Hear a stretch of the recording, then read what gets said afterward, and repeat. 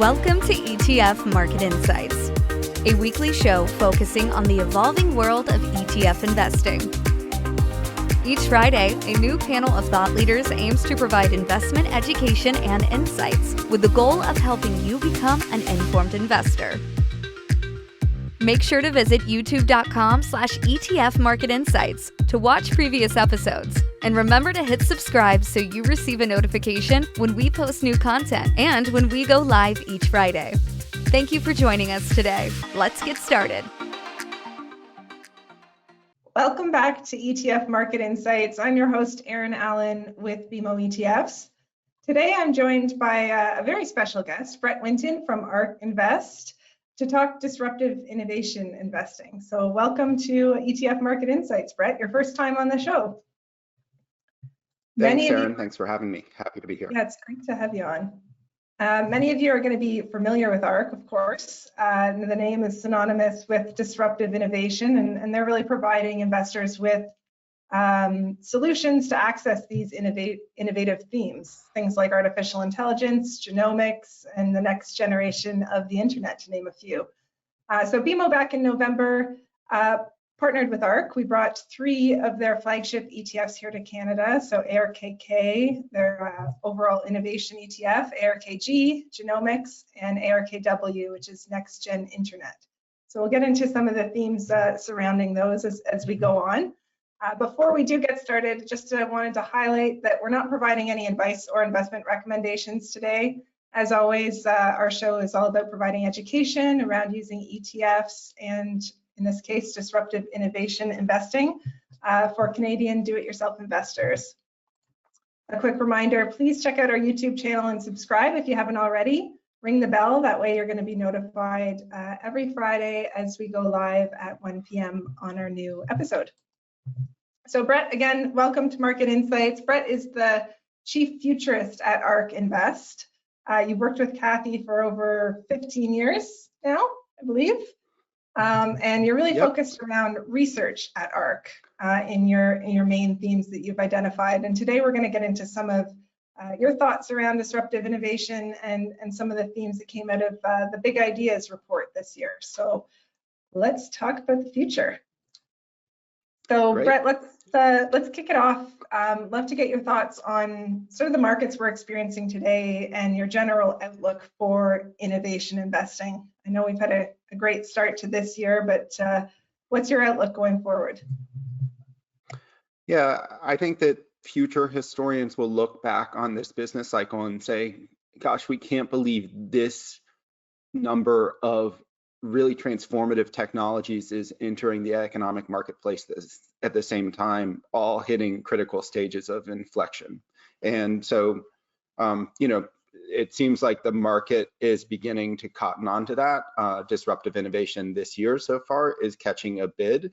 If you look at our expectations for kind of value accrual to these technologies, we actually think people are very short innovation, more so than they should be, given how much business value is going to accrue to these technology platforms that we focus on. And so while it's been nice that there's been some relief rally in the assets on a fundamental value basis measured over the course of 5 years forward, which is how we do our work, we think they actually are massively mispriced, that there's a lot of opportunity for appreciation measured over the business cycle. And from a kind of like market dynamics perspective, we think that more than half of market cap is going to be attributable to these disruptive innovation platforms by 2030, and right now it's somewhere around 10%. And so the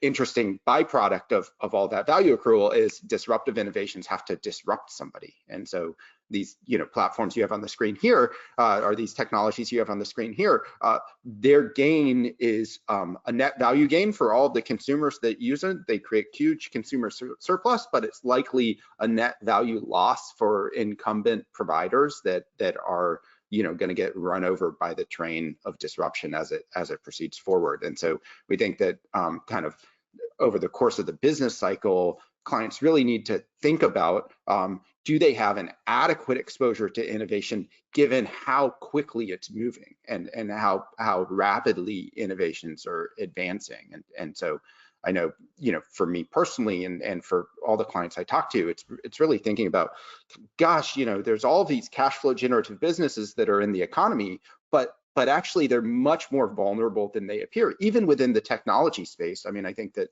Google, for example, is potentially threatened and maybe mortally threatened by what's going on in artificial intelligence. And so kind of just to capture the option value of, hey, these innovation platforms might appreciate in a transformative way, it's important that you have a reasonable allocation to innovation to protect the core portfolio that you probably have exposure to that could get turned over sideways by the innovation coming into the marketplace. So that's kind of like my overall view of the market. We're in this stage where people are like, hey, the artificial intelligence, this is kind of interesting. And it's really uncertain and it's moving super rapidly. And so kind of like the chaotic effect of technology entering a sector actually ping pongs around and knocks over a bunch of dominoes along the way. And so kind of the most prudent thing in my view is okay, so then you position yourself in front of the innovation to come to protect yourself against the dominoes that might fall in its wake. I think a lot of your research about things like artificial intelligence is just sort of finding what are the different areas that it's going to impact and how vast like that picture really is so interesting to me, because there are so many different areas of the market that are going to be impacted and disrupted as we go forward. Is there anything year to date, like anything you've done differently in your process, or what do you attribute sort of the changing tides to at this point, if we look at last year versus this year? Well, yeah, I mean, I think that there's clearly the marginal investor has been focused on kind of like the macro environment. And by its nature, the reason we look 5 years forward is because with assets that are difficult to value, people can have mania about them, both upside and downside. They can be like, oh, this is worth, much more than we think it's actually worth, or they can be like, oh, this is not worth anything. And often as kind of like people get marginally risk averse, they take all of the options that are in their portfolio and they say, oh, this is actually worth zero. I never believed this in the first place. I'm going to get rid of it. So there's a saying that in the short term, the market is a voting machine. In the long term, it's a weighing machine. And I subscribe to that. I think that basically last year people were voting against innovation, and they did so to an extreme level. We try to play the weighing game, meaning that we value all of the technology platforms, all of the securities that we underwrite on how much cash flow are they going to accrue or generate 5 years from now, and then what is not a technological optimist going to pay for it, but what is somebody who just pays for cash flow going to pay for those assets? And that's how we underwrite the positions. But we do it over 5 years because it's actually easier to play the weighing machine game than it is to play the voting machine game. I can't tell you, next month what everybody is going to be either panicking about or salivating over. But I can say with actually more certainty over 5 years, this is kind of the technology that's going to generate a lot of cash flow, and that cash flow is going to be realized in business value. And so, the people often say, oh, well, at higher interest rates, these assets don't make sense. That's not true at all. Like the way in which we underwrite the positions, it's just like how much cash are they going to generate, and the appreciation that we expect over 5 years overwhelms the marginal impact of a higher discount rate over that time frame. Notwithstanding, the yield curve is hugely inverted, so like the 10 year is actually lower than the 6 month, and so kind of over longer time horizons, there's not as much discounting as there is over the next 3 or 6 months. And so like all of which to say, the macro environment clearly moves these assets in a pretty extreme way, and it's because of the uncertainty attached to the value of these assets. And so we see our job as innovation investors to try to reduce, for our own purposes, that uncertainty, to focus directly on how much, is this business going to be worth over a time frame that's reasonable for an equity investor, rather than over the next month, which within the innovation context isn't like a valid way to go about the exercise. Yeah. All right. And you've given us glimpses already into your process, but mentioned sort of macroeconomics is not a huge focus as traditionally it might be, but walk us through what makes it so unique at ARK. And you've got this slide and then the other one on your open research model.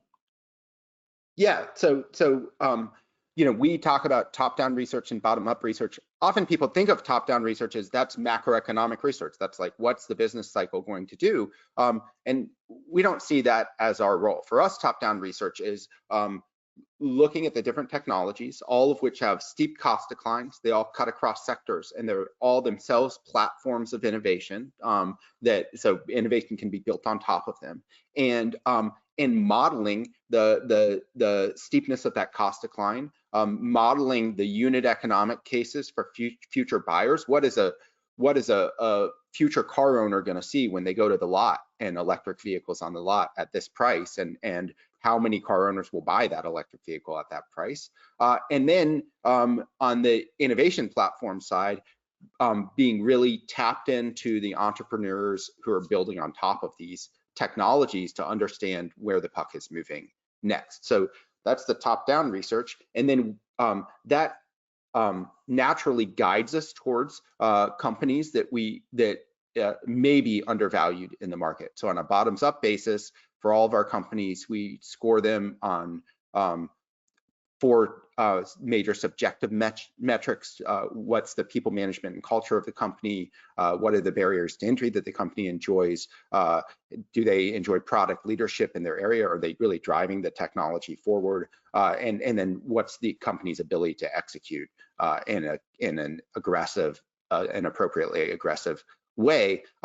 And then we do the valuation work on the company. 5 years forward, what is this company likely to generate in cash flow, or how cash flow generative could its strategic platform be? And then what would an average marketplace participant pay for that cash flow generation, not a technological optimist? And our return hurdle is 15% compounded, meaning we have to expect that there's a doubling in the company over 5 years in order to invest. And for us, given where the assets are actually priced, we have materially higher expectations for all of our positions at this point than that. And then we also define a downside case that helps us to attribute a thesis risk to the position. So relative to what we expect, if things go in kind of like the 1 out of 4 downside case, where do we end up? And so we use that in the portfolio management process to kind of manage position sizes and risk adjust position sizes.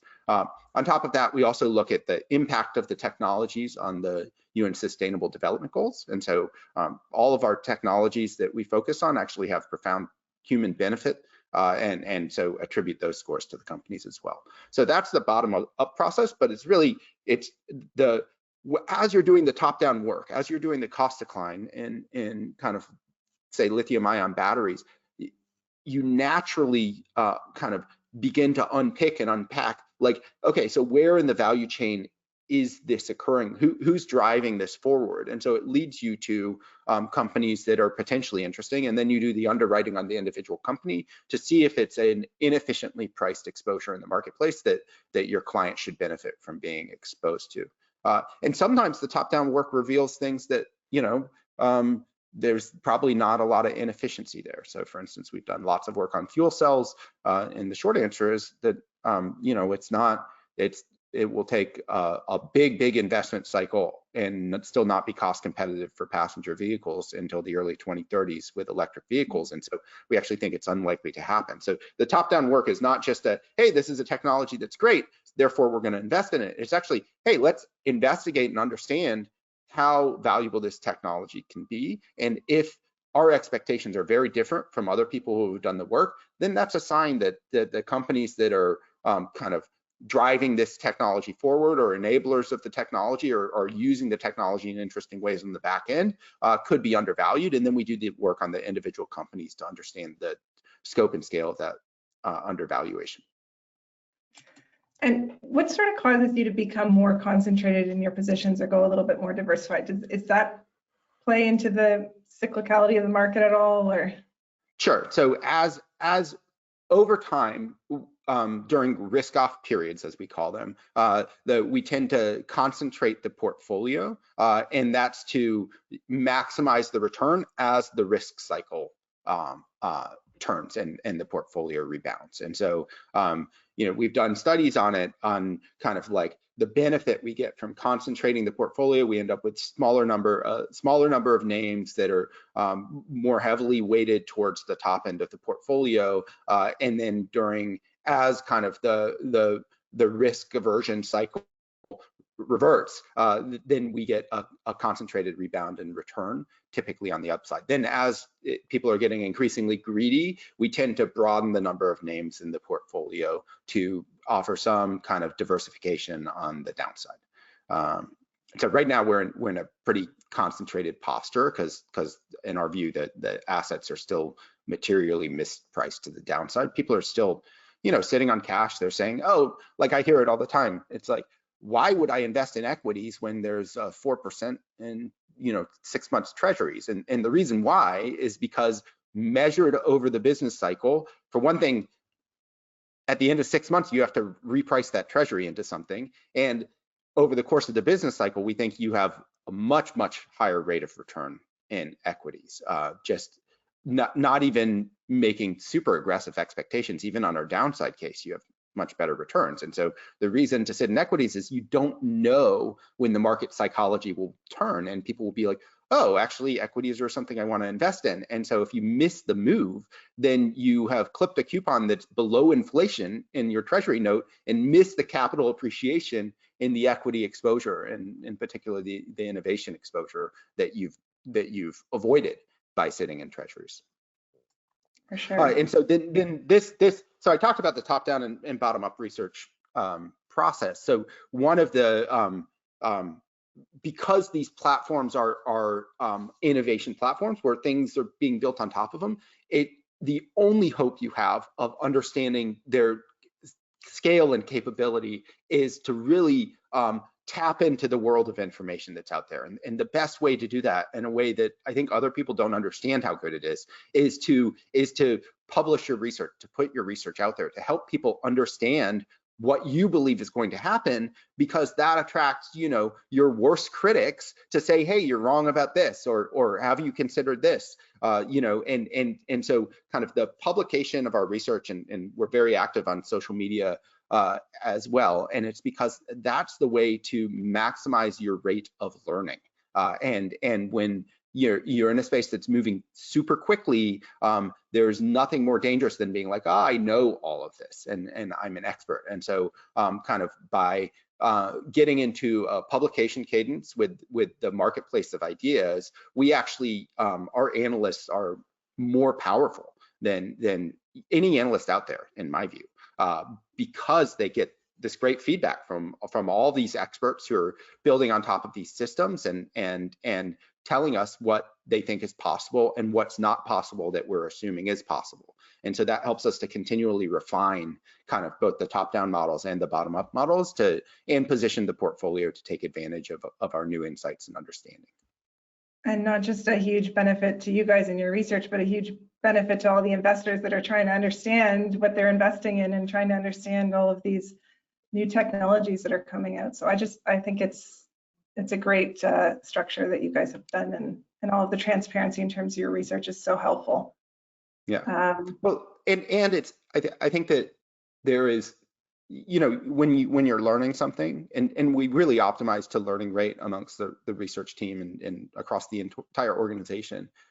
When you really don't know whether or not you've learned something until you try to communicate it to someone else that is coming fresh to it. And so I think that the process of kind of like teaching people actually helps us to understand where we are like not as solid on our knowledge, and that's universally true. And I think it's the only way to appropriately, think about innovation and trying to keep up with how quick things are moving.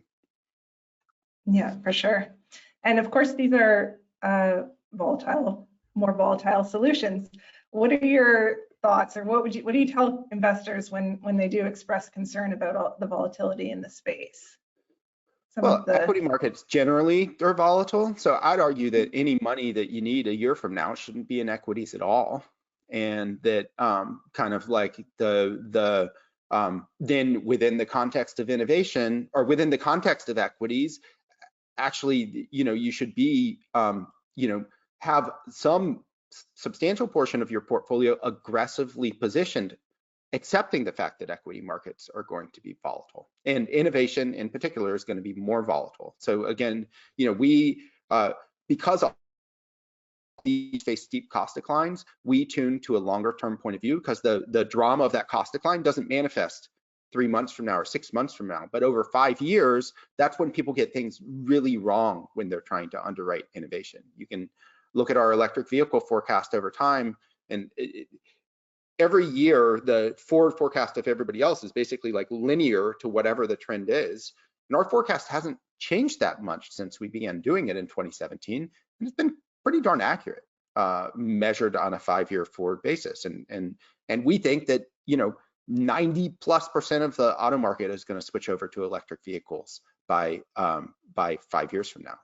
And it's because the batteries are going to be cheap enough that you can hit price points where all of those consumers get dealt in for a better product that saves them money over time. And it's true across all of our innovation platforms that over a business cycle length underwriting, you can end up with dramatic expectations for macroeconomic impact and business value performance. And so the appropriate place for innovation in your portfolio is both understanding that it's going to be volatile, understanding that this is for long-term money, not for money that you need, a year from now or even 2 years from now, and then taking advantage of the potential value accrual that you'll get by putting aside that money into an aggressive exposure. And so this chart actually shows, $130 trillion in GDP is the consensus expectation for 2030. So that's like on a global basis, it's $15,000 GDP per capita. We think just across our expectation for energy storage, which includes robo-taxis and autonomous mobility, and our expectation for robotics, that you'll get to $170 trillion GDP globally. So 20,000 GDP per capita. We're all going to be basically 30% richer than anybody thinks, at least in our view. And that leaves aside everything that's going to happen with public blockchains and multiomics and artificial intelligence, which are going to be massively impactful. It's just less clear to us how they'll be incorporated into the macroeconomic statistics. But there's, we would argue that AI software is going to become the largest, far and away the largest kind of business category that exists in the marketplace, given the productivity advances you have there. So all of which this does actually tie back into the macroeconomic performance of the economy, and that we think that there's a material underappreciation of kind of like the consumer surplus, how rich we all are going to be, because people don't do the work to understand kind of the trajectory of these innovations. And if you go to the next slide, like macroeconomic performance translates into business value performance. You deliver huge consumer surpluses and productivity advances, and that gives you the opportunity to extract cash flow off of the business offerings you have, and doing a reasonable underwriting of that cash flow across these 5 innovation platforms that we focus on: public blockchains, multiomic sequencing, robotics, AI, and energy storage. We think more than half of equity market cap is going to be disruptive innovation exposed by 2030. And so it's kind of like, there was a period of time when people, they looked at the GDP footprint of the emerging markets and they're like, gosh, we should actually be more exposed to emerging markets because they're a bigger part of, the macroeconomy. Well, here we think innovation is going to be driving most of the macroeconomic growth, and all, in our view, or almost all, of equity market appreciation over the course of this business cycle. And it's going to get really big. And so with that as the framework, you have to think about, well, if I'm not exposed to this, then I'm going to miss out on all of the appreciation. And so there's a lot of risk in being underexposed with that as the framework. There's the short-term volatility, but then there's what you're missing out on the long term if you're not going to be able to handle that short-term volatility, right? Well, right. And again, I think from a internal expectations perspective, that's why it's important to, you're not trying to use, your lunch money for this. You're trying to say, hey, over the course of, 5 years or over the course of the decade, what money am I, or in the course of leading to my retirement, what money am I putting aside that I'm expecting to appreciate over time that I'm not trying to tap into, and accepting and setting up that that's going to be a bumpy ride. This is not straight up and to the right, but at least with our set of expectations, it's an obvious allocation to make because of there's so much appreciation potential, and so there's a lot of embedded option value, meaning you're putting like a small amount of money to work that actually could become a very meaningful portion of your portfolio wealth if things play out as we anticipate. All right, now I want to get into big ideas and talk about AI, which is a big theme. We're hearing a lot about ChatGPT in the news right now, or in the past few months. And then of course, there's all the fun things we can do on the internet now in terms of making new images and videos. Those are the fun things. But what's the opportunity here really as you see it cut across the different sectors in terms of productivity improvements and the like? Yeah, I think a way to think about an obvious impact of this is going to be productivity advances for knowledge workers. So AI as an innovation platform is the one that we expect to command the most value by 2030, and the reason why is it's advancing very rapidly, and the productivity impact is really great. So here we're showing that the GitHub Copilot, which is like a coding completion assistant, it's based on a large language model. It helps somebody who's doing software developing autofill in chunks of code, can already almost double the productivity of a human coder. And as you may know, like software engineers are expensive. You have to pay them a lot, and they're hard to find. And so the result is that we're going to generate good software more quickly. And the fact that it almost doubles productivity today, it's not like these systems are going to be like, okay, we're done, we're going to stop improving. Actually, it's going to continue to improve from there. So the other example we have here is, like you said, that you can type in a text prompt to generate an image. I'm not a good artist, but suddenly I'm equipped to be an adequate or maybe very good artist just because I can describe something in a lot of detail and have the AI generate it. This allows me to commission a piece that otherwise I would have to pay a human $150 for. I can use the AI software to generate it, myself in a matter of seconds, and so I get it for pennies or less than pennies in some cases, but here we have less than 10 cents, in less than a minute, what once would have required $150. And so the result is not that there's going to be fewer graphic designers. Actually, if you look at the history of technology, it may be that there's a demand explosion for people to create graphic design because there's going to be an abundance of interesting imagery out there that's generated for things like interactive entertainment, for, think of all of the terrible small business logos you've seen. They're so bad, right? We deserve like a more interesting, dynamic graphic environment. And that's the kind of stuff that AI will deliver. In fact, this year, you're likely to see a lot of language model implementations run by businesses. And the cost decline in artificial intelligence, the reason we're crossing these thresholds so quickly is because it's steeper than any other technology we study. So roughly a 3 times cost reduction per year through the end of 2030 is what we expect on a forward basis. That means that in 2020, GPT-3 cost around $5 million to train. And actually it was a lot more than that because you have to try to train it a bunch of times and fail a bunch of times before you get your final training run. But OpenAI spent $5 million to train it. This is the model that actually underlies ChatGPT.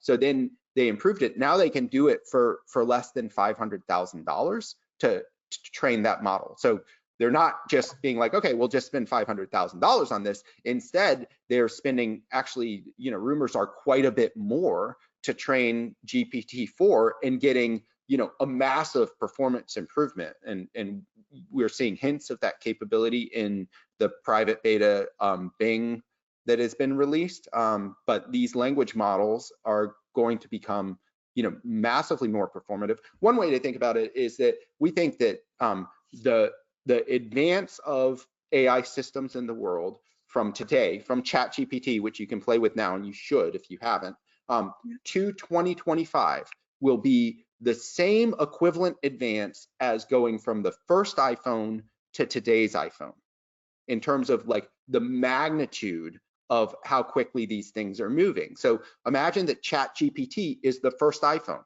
an iPhone without an app store, an iPhone with a terrible camera, no selfie cam either, so no Instagram for you, and it goes to like iPhone with an app store with the magical, like amazing camera that takes professional level quality photographs that can operate on 5G, that has all of the processing power and graphic capability.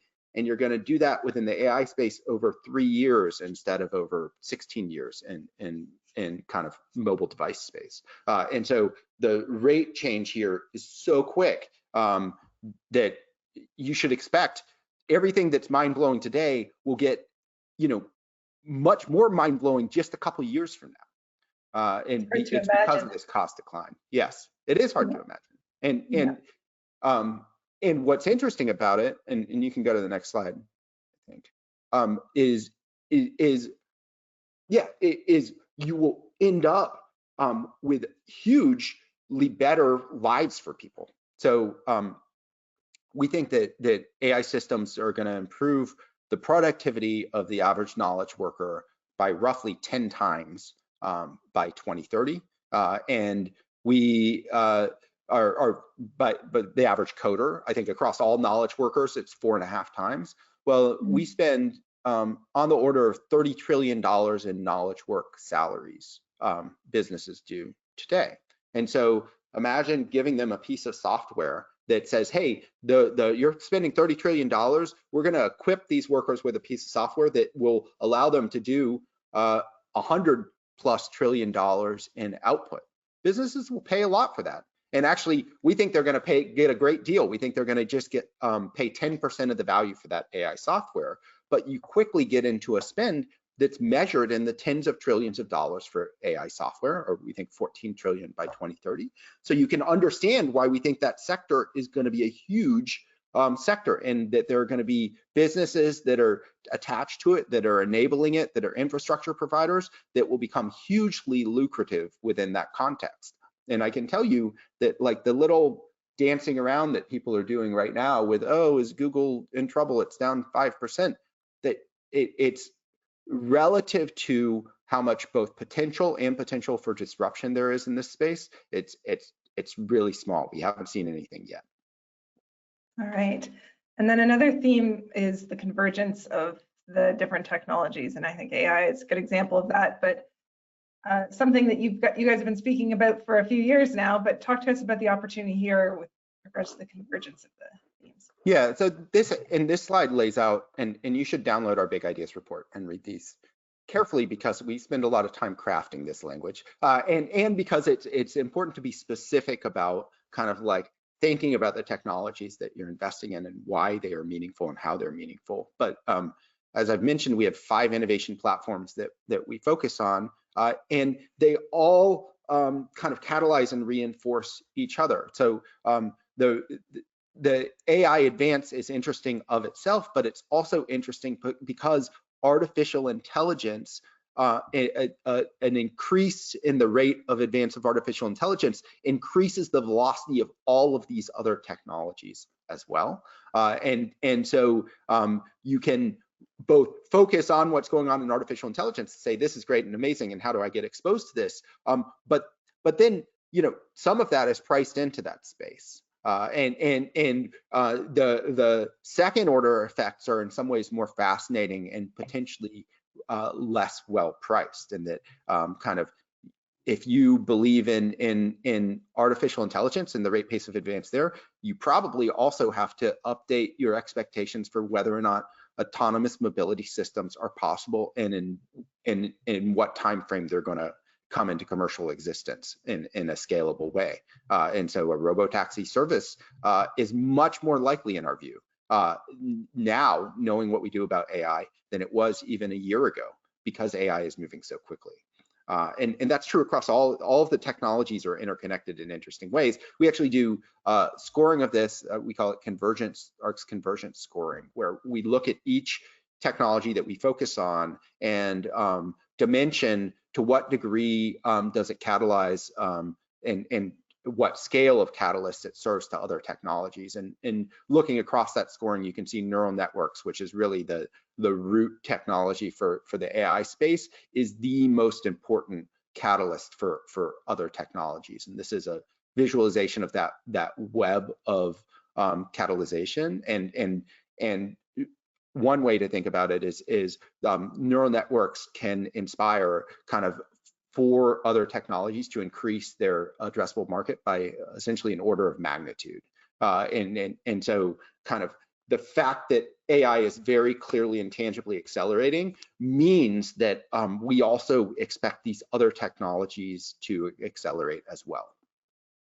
Like autonomous mobility, and you touched on it, but anything else you wanted to add there in terms of how AI is going to drive these going forward?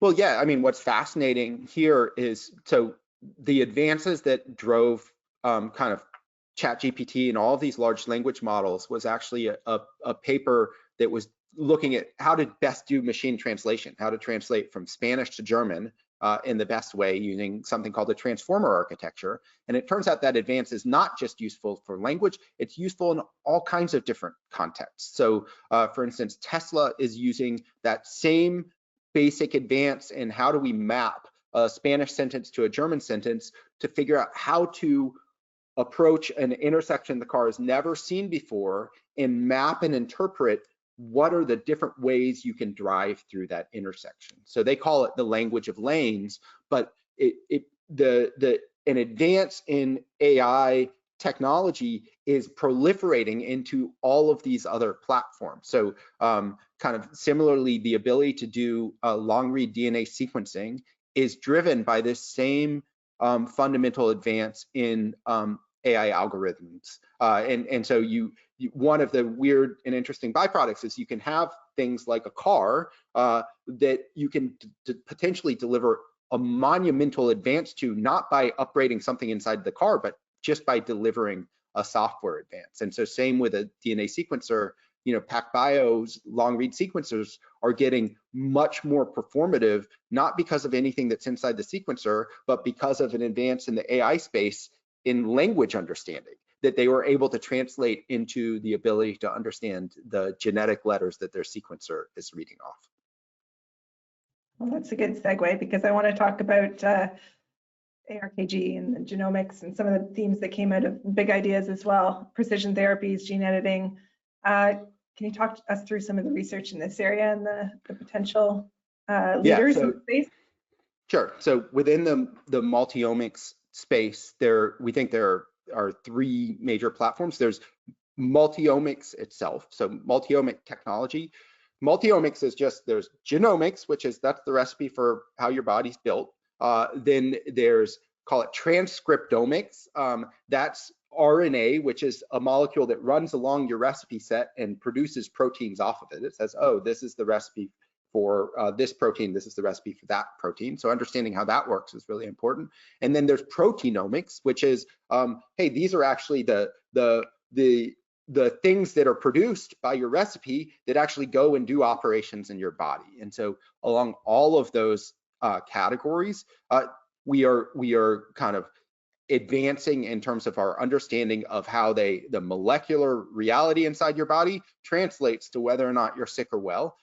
So we're able to read it better. We're also able to directly manipulate it better. So here we're talking about gene editing. Many of you may have heard of CRISPR gene editing, and there's actually advances in terms of being able to edit single specific letters and even write in longer sequences into the genome. And so we think this is going to advance kind of the age of precision medicine in a profound way, where if you look at kind of the number of trials that are in process right now, you can see your way clear to a number of actual gene editing drugs being approved by the 2030s. And each of these, because they're cures rather than just like managing conditions, result in materially higher revenue than you would otherwise expect with a traditional drug.